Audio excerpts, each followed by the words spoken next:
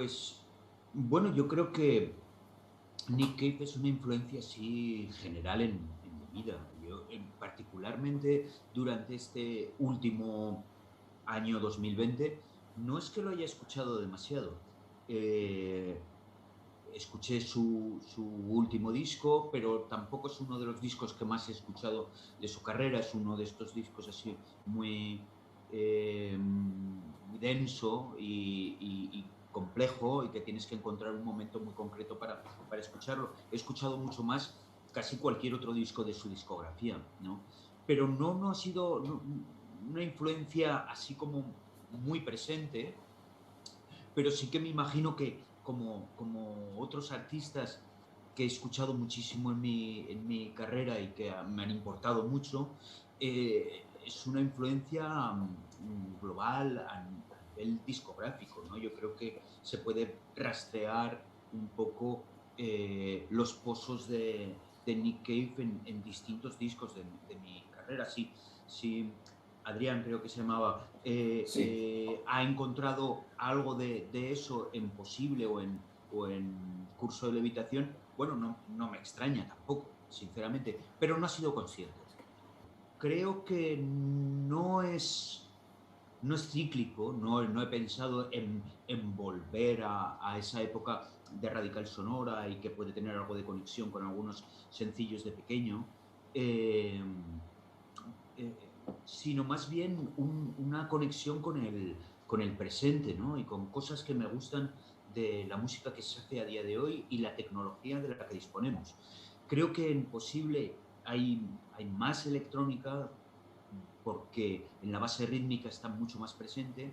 En este otro disco hay alguna canción en la que sí, pero eh, la batería básicamente y los bajos son mucho más orgánicos, ¿no? Siguen estando los sintetizadores y las secuencias y los arpegiadores presentes en Curso de Levitación, pero, pero yo creo que es menos que en Posible. Creo que de alguna forma Posible, perdón, Levitación es un disco que cierra este periodo desde Palo Santo hasta ahora, estos últimos 4 discos más contemporáneos, y me lleva en una dirección que intento intuir, pero que no sabría definir todavía porque no estoy todavía en ella. Pero sé que estoy saliendo de esta etapa contemporánea y estoy yendo hacia un nuevo lugar, y hay cosas en Curso de Levitación que apuntan hacia ahí. También pasa con las canciones cuando tienen títulos muy largos, cuando empiezas a ensayarlas. Yo que sé, por ejemplo, cualquiera en su sano juicio se habría vuelto loco por ti, ¿no? Al final dices, vamos a tocar cualquiera. Agradecido por la consideración. Creo que, que es muy amable por su parte. Bueno, el precio que hay que pagar por llegar a donde llegues como ser humano, en cierto modo es un precio que has asumido a lo largo de tu vida. Has preferido hacer determinadas cosas para, para ser quien quieres ser.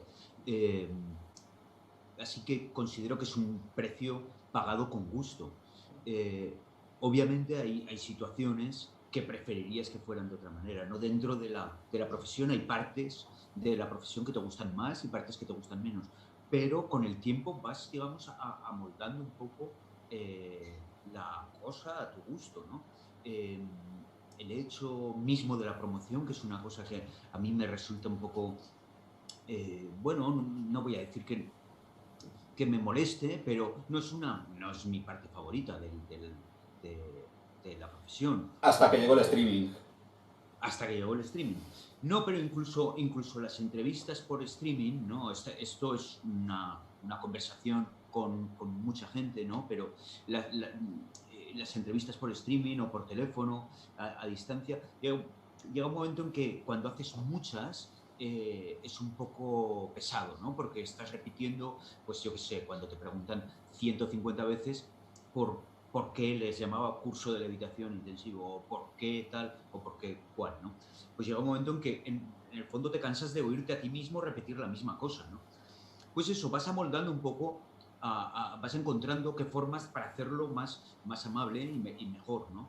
Las giras, yo ahora estoy en una época en la que, bueno, un poco estaba en un momento de enfrentamiento con las giras y estaba pensando bueno, pues que ya lo que me tocaba era hacer giras más cortas, ¿no? Porque no tenía tantas ganas de estar pues 9 meses fuera de casa, etcétera, ¿no? Pues vas amoldando y vas haciéndolo posible, ¿no? Vas haciendo lo que te gusta, vas haciéndolo más a tu manera. Yo tengo varias cosas con las que no estoy en absoluto de acuerdo, ¿no? Y lo que estoy intentando es no caer en la tentación de hacerlas. Pues una de ellas era un tipo de conciertos que se estaba haciendo este verano, conciertos con distancia social, conciertos con una serie de impedimentos cara a la gente y con, bueno, pues una limitación de público en los conciertos, cosa que hacía que fuera, bueno, muy poco rentables o incluso, dependiendo de lo que hicieras encima del escenario, directamente deficitarios. Para que pudieras llenar la nevera con esos conciertos, lo que tenías que hacer era, bueno, pues reducir los músicos, reducir los técnicos, que al final son los grandes perjudicados de las medidas que se están tomando por parte de los gobiernos. Eso era una cosa bueno, hasta ahora no he hecho y en mis planes está no hacer. Luego estaba, obviamente, lo del streaming, que nada más empezar todo este tema, eh, se, mm, se habló mucho y se hizo mucho lo del streaming casero del artista en pijama tocando la guitarra en su casa digamos, haciendo canciones a diario y estando de una forma más, bueno, más presente en redes sociales. Yo, bueno, me resistí a eso porque considero que la música y los músicos deben cobrar por su trabajo. Considero que ofrecer la música como la estamos ofreciendo en streaming, los discos que salen en Spotify, en Apple, en las plataformas Tidal, etcétera, en streaming ya es regalar la música.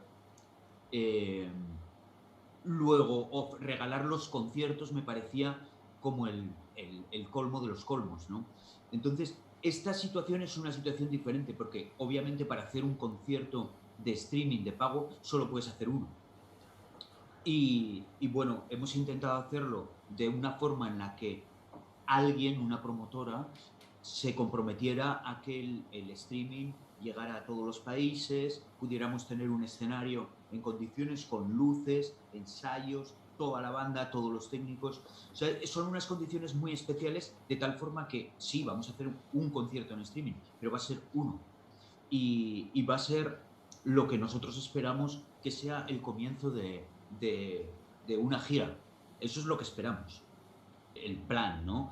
El caso de Nick Cave hizo me imagino que te refieres a esto que hizo con el piano, el Sí. solo, pero claro, nosotros vamos a hacer una cosa con toda la banda, con luces, como si fuera un concierto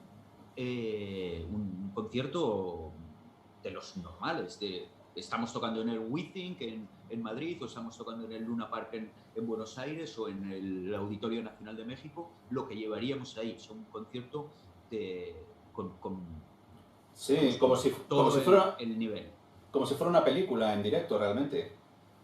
Sí, algo así, o como si te compraras un DVD, ¿no? El momento artístico de curso de levitación es uno de los momentos, digamos, más perfectamente encerrados, ¿no? Porque es un disco eh, que yo considero urgente, ¿eh? Es un disco que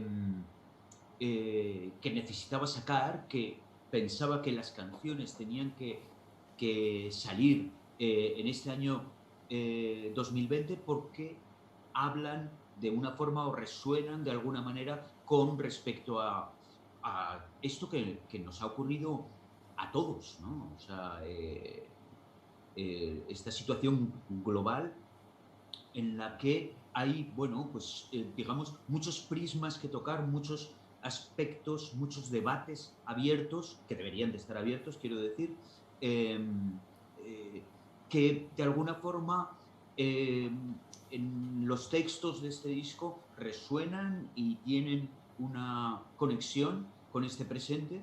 Y luego musicalmente, obviamente, es mi viaje personal, ¿no? Es dónde estoy, dónde me encuentro, qué es lo que quiero hacer, dónde quiero estar, qué música quiero estar realizando en este mismo momento.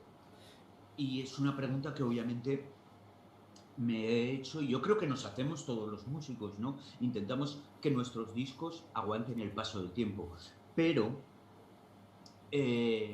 hagamos lo que hagamos, el tiempo va a ser muy cabrón con nosotros, con todos nosotros. Em, por mucho que queramos hacer canciones universales y que tengan lecturas pasadas las décadas, Elvis Presley, que es el gran autor, o el gran intérprete, perdón, de los años 50, el rey del rock and roll, es un artista que los muchachos de 15 años, 14 años, estas nuevas generaciones, apenas escuchan. ¿Por qué? Pues porque no sienten esa conexión. O sea, el que nuestras canciones sean universales y aguanten décadas es prácticamente imposible. Así que, una vez aceptada la derrota a la que está destinado Paul McCartney también, eh, yo creo que lo que nos queda es a través de reflejar el momento que vivimos, intentar llegar a la universalidad y a la atemporalidad. La grandeza de muchas canciones de los años 60, 70 o incluso mucho más anteriores, ¿no? De los años 40, de los años 30, es reflejar su momento y que esas canciones nos retraigan y nos lleven a explicar qué es lo que ocurrió en la época de los civil rights en Estados Unidos o en la época de la dictadura argentina o en la época de en España en la transición. Eso es lo que creo que da valor a una canción pasado el tiempo que, eh, y que creo que este disco, bueno, pues a lo mejor no aguanta el paso del tiempo ninguna de las canciones. Eso yo no lo sé, solo lo dirá el tiempo y la gente. Pero creo que vale la pena arriesgarse y vale la pena intentar explicar el momento que te toca vivir. La verdad es muy buena pregunta y lo único que puedo hacer es especular. Yo creo que sí, que va a ocurrir, em, que vamos a tener en especial consideración la música que nos explica momentos confusos y momentos complicados, ¿no? Me extraña que no haya más discos y más artistas hablando de este momento, ¿no? Me extraña mucho el silencio cultural que ha habido en el 2020. Tengo mucha esperanza en que en el 2021 no sea así, ¿no? Y que la gente empiece a hablar, porque lo que sí que está claro es que, bueno, obviamente el 2020 ha sido un revulsivo y ha sido un año muy complicado para mucha gente, por muchas circunstancias. Está pues la gente obviamente que haya podido caer enferma o incluso la gente que ha muerto. Y por supuesto está toda la gente que ha perdido el trabajo y ha caído en la pobreza y está en situación económica precaria, ¿no? To- mm, Todo eso ha causado, bueno, pues plantearse muchas cosas, ¿no? Y hay mucha gente que está tirando del hilo y está, de alguna forma, despertando. Este es el lado bueno del 2020 para mí. Está despertando ante eh,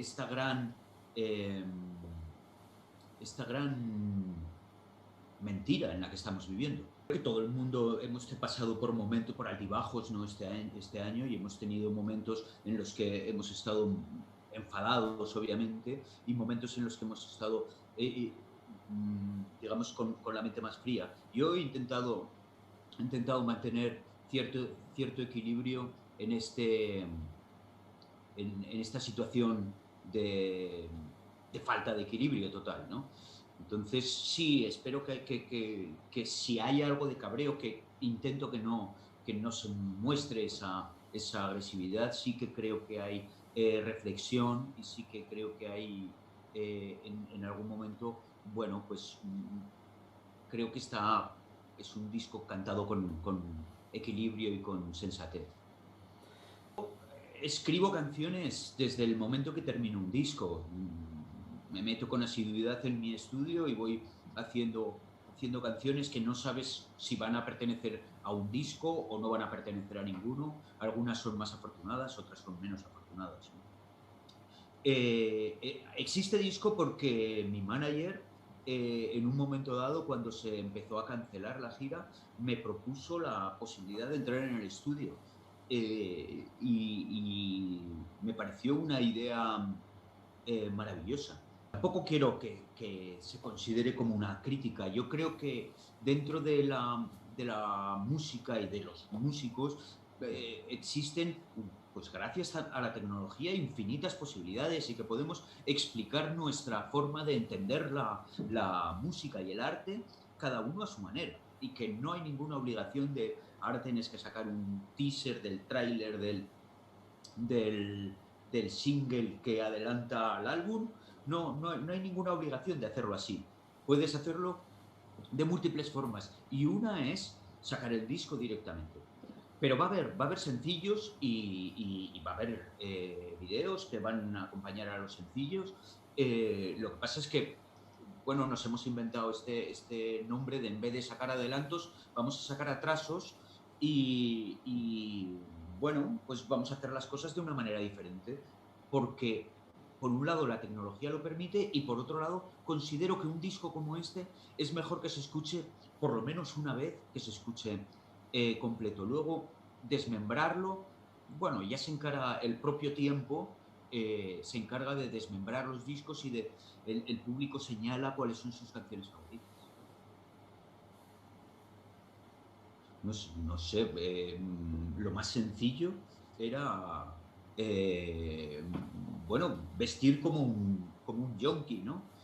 Con el chándal, el pijama y con cualquier camiseta durante días. ¿Llegaste a ese punto? Bueno, pues sí, he tenido así alguna semana en la que me he cambiado poco. Que en casa ya no te conocían casi. Bueno, sí, se acostumbraban de verme pasar así como, bueno, pues eso, pidiendo papel de plata, ¿no? Porque, bien, me acordaba yo de lo de pequeño, hace muchos años, de ese disco. Y no lo he vuelto a escuchar, no sabía que decía eso. Pero bueno, en este disco hay una introducción y un cierre de un bloguero muy interesante que se llama Liu Surya, eh, y, y le pedí permiso para utilizar la entrada que él suele hacer y la salida que él suele hacer en sus blogs. Para empezar, ¿no? Lo importante aquí es la música, son las palabras que se cantan, son canciones para ser cantadas, ¿no? Lo que intento en todos mis discos es que haya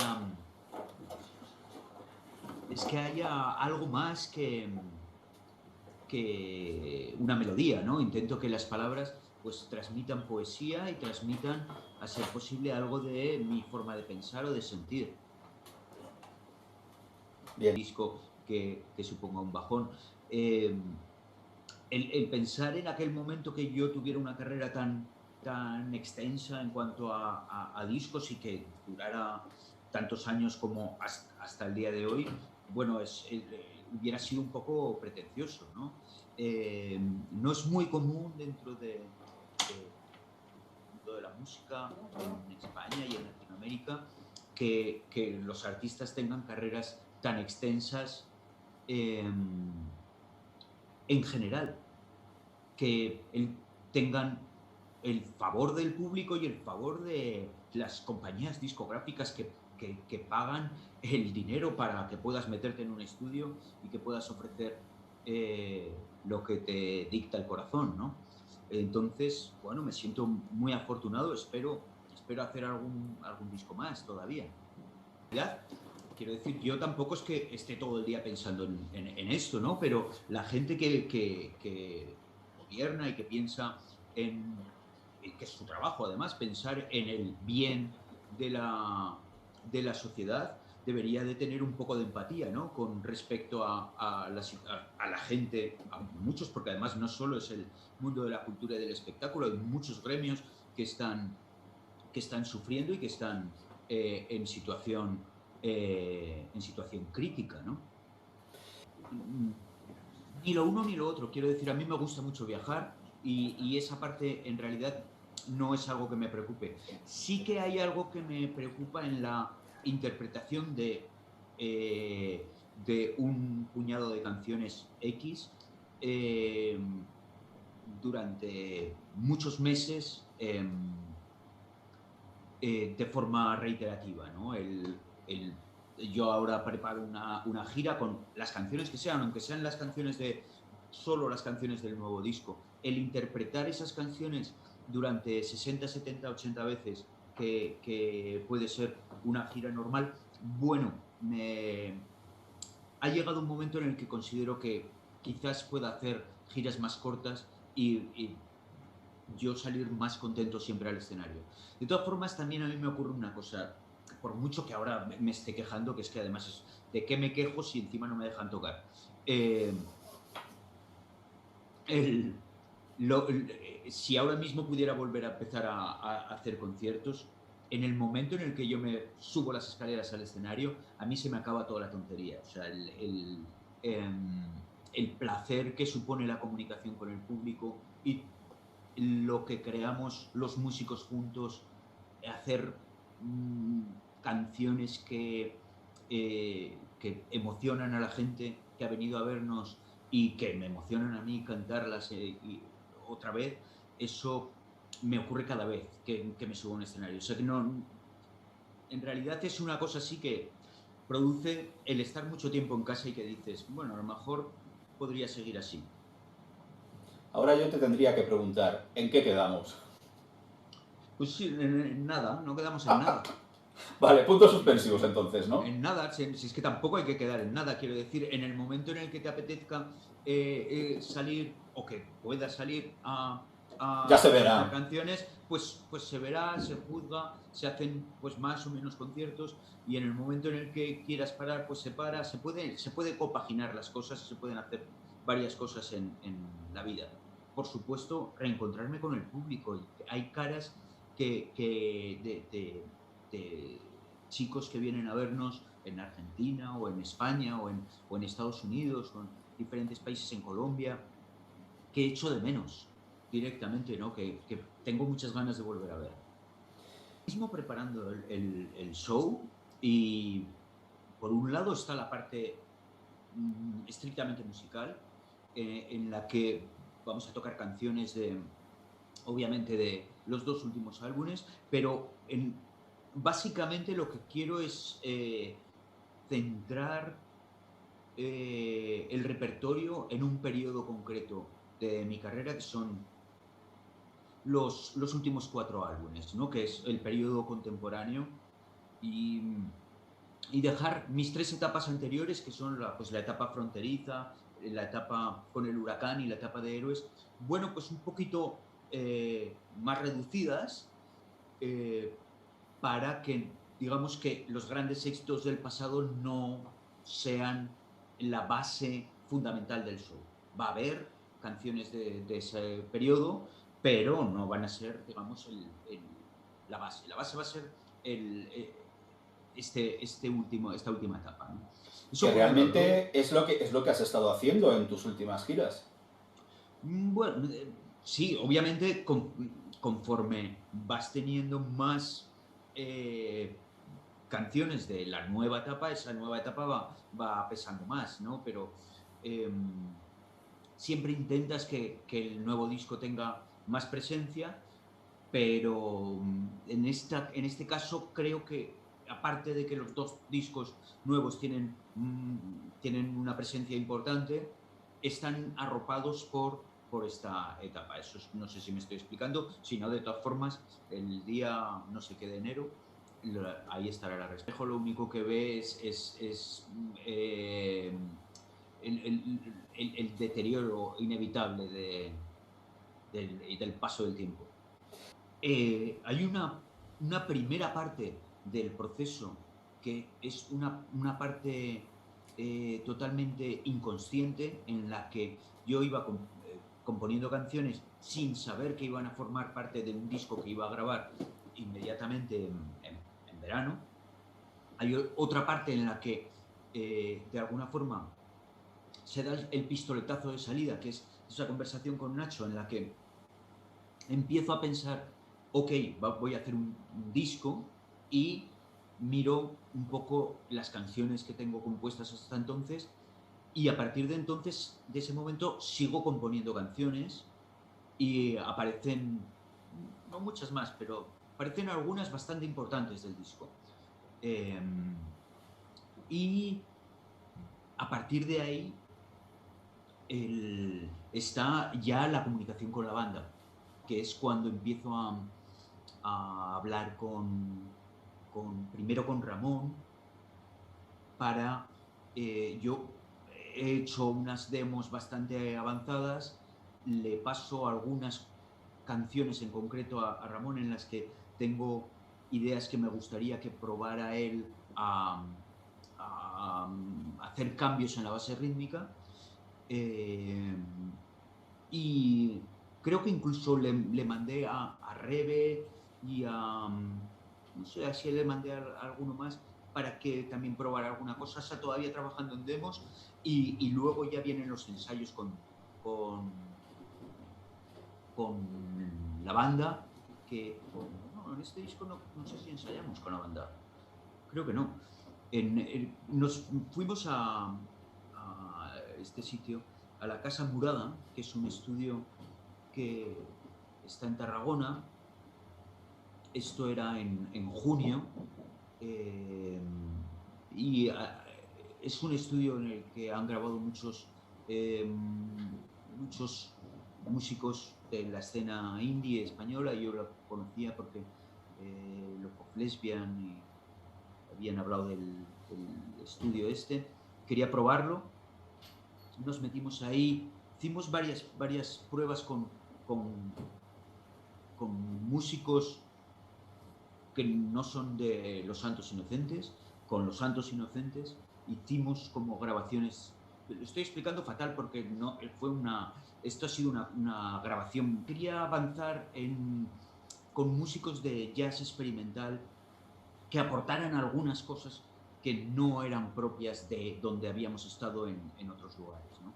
Eh, y, y, y luego, después de la grabación, Ramón y yo nos quedamos con dos discos duros y estuvimos trabajando independientemente, pasándonos la información, pero cada uno en su casa, él en México, y yo estaba en ese momento en, en el puerto Santa María. Eh, yo fui grabando más cosas, y Ramón hizo algunos retoques de postproducción, y de ahí nos fuimos a México a mezclar, porque tuvimos un problema en Estados Unidos. No podía entrar Jordi Mora, el ingeniero, por, bueno, cosas de estas es una canción muy bonita. Eh, a mí es de las canciones que más me gustan del disco, y es una canción en la que, bueno, que tiene muchas lecturas, ¿no? Y creo que eh, mi explicación está un poco de más, pero el origen es esta, esta forma, este ser humano en el que nos hemos convertido en las redes sociales, ¿no? Este ser humano que en las redes sociales se comporta como un conductor de automóvil, que insulta además, y que en realidad luego te bajas del automóvil y no eres así, no tienes esa agresión, ¿no? Esa agresividad. Yo creo que en las redes sociales la gente se comporta de una forma excepcional, eh, excepcional en el sentido de que no es lo habitual, no es como son en realidad. La gente opina sobre cualquier cosa con muy poco conocimiento y sobre todo con muy poca sensibilidad, ¿no? Pero bueno, es el mundo que nos ha tocado vivir. Yo, sinceramente, pienso que debería de ser un motivo de reflexión. Para mí, el tema de las redes sociales es un tema sobre el que he reflexionado mucho y sé qué papel tienen en mi vida y qué papel no deseo que tengan. Y creo que estamos en un momento en el que, después de llegar al pico que estamos llegando en este 2020, yo espero que la humanidad haga una reflexión, ¿no? Sobre lo que ha perdido en, en estos momentos con las redes sociales. De posible, como fuera posible, sabiendo que era un disco que estaba realizado en el mismo año que salía el otro disco, luego era inevitable que tuviera conexiones con ese álbum, ¿no? Eh, yo creo que los discos tienen desde luego dos caracteres totalmente diferentes, pero sí que creo que existe la conexión.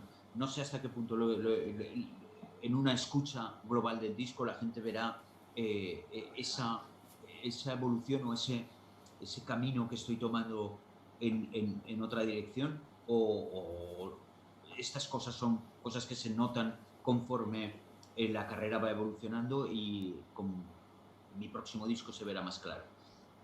Eh, Me interesa el jazz más experimental y me interesa la música con desarrollos más largos. Y es probable que haya algo en el futuro en esas direcciones. Lo que no me gusta es pensar en el jazz como un género caduco y del pasado. Me interesa lo experimental y la libertad de los músicos dentro del jazz. Bueno, ahora hay músicos jóvenes del jazz ahora mismo. Además, hay gente haciendo cosas que, bueno, es jazz del siglo XXI, ¿no? Particularmente, claro, uno no puede adivinar el futuro, pero sí, entiendo lo que dice, me interesa, me parece que puede ser un apunte para el futuro. Eh, lo que, lo- Has añadido ahí el tema de la edad. Yo, particularmente, que considero que estoy en la mitad de mi carrera, ¿no? Hay muchas cosas que puedes hacer, depende de dónde crees que estás en tu situación eh, personal, ¿no? Pensar que estás de salida o pensar que estás de entrada en un sitio. Yo ahora mismo considero que estoy de entrada en un nuevo territorio con entusiasmo y que creo que puedo aportar todavía cosas diferentes a mi carrera. Eh, Todos los discos al final son de transición, pero sí que considero que estoy saliendo de esta etapa eh, eh, que conforman Palo Santo, Expectativas, Posible y Levitación, y que estoy entrando en otro lugar en el que considero que la música libre puede tener una cabida especial, ¿no? Es un poco complicado hablar de música cuando todavía no la has hecho, pero sí creo que esa dirección puede ser interesante. El auricular. Sí, claro. Te- yo tengo la teoría de que eh, todos los lugares en los que grabas de alguna forma impregnan la obra que estás haciendo. y, asimilo esa máxima con placer. Quiero decir que una vez que tengo unas condiciones técnicas y geográficas, intento que ese lugar y esas condiciones técnicas sirvan en la dirección que sea. Hay veces que son lugares que te limitan porque no tienes determinadas cosas, ¿no? Pues, por ejemplo, yo qué sé, no tienes determinados altavoces, o no tienes determinados amplificadores, o no tienes determinado ordenador con el que trabajas tú muy a gusto. Admitir las limitaciones o la falta de limitaciones. En el caso de Sonic Ranch es un paraíso para cualquier músico. O sea, la falta de limitaciones es casi abrumadora. Tienes todas las posibilidades a tu disposición en cuanto a instrumentos, en cuanto a tecnología. Obviamente, la Casa Murada es un estudio más pequeño, pero tiene una serie de características que hemos querido aprovechar y hemos disfrutado y hemos aprovechado al máximo. Hernán Osuna